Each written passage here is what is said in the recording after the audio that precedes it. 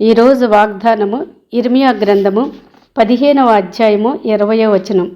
నిన్ను రక్షించుటకును నిన్ను విడిపించుటకును నేను నీకు తోడయుందును అని.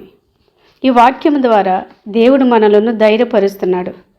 నేను నీకు తోడయుందును అని. మన ఆత్మ నశించిపోకుండా రక్షించగలవాడు.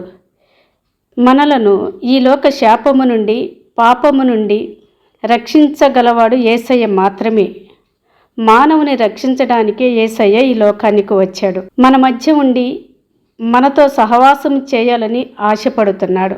ఆత్మీయముగా మనలను రక్షించి మనకున్నటువంటి ఆర్థిక అనారోగ్య పరిస్థితుల నుండి కృంగిన స్థితిలో నుండి విడిపించి కుటుంబంలో శాంతిని సమాధానం ఇవ్వడానికి దేవుడు సిద్ధంగా ఉన్నాడు. ప్రియ సహోదరి సహోదరుడా, దేవుడు ఈరోజు వాక్యము ద్వారా నీతో మాట్లాడుతున్నాడు. మోషేతో భయపడకము, నేను నీకు తోడయుందును అని వాగ్దానము చేసిన దేవుడు, అబ్రహాము, ఇస్సాకు, యాకోబుల దేవుడు, అనగా మన పితరులను ఆశీర్వదించిన దేవుడు ఈరోజు సూటిగా నీతో మాట్లాడుతున్నాడు. భయపడకు, దిగులు చెందకు, నిన్ను రక్షించుటకు నిన్ను విడిపించుటకును నేను నీకు తోడయుందును అని ఆయన మాట ఇచ్చి నెరవేర్చేవాడు.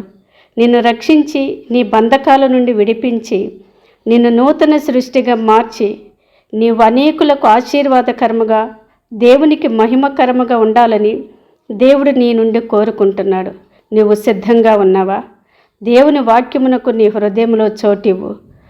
దేవుడు నిన్ను దీవిస్తాడు. ఆమేన్. పరిశుద్ధాత్మ దేవా, నీకు వందనాలు. ఈ వాక్యం ఉంటున్నటువంటి నీ బిడలను నీ మాట చేత బలపరుస్తున్నందుకు నీకే స్తోత్రములు. ఈరోజు వారు చేయబోయే ప్రతి పనిలో కూడా మీరు తోడుగా ఉండండి.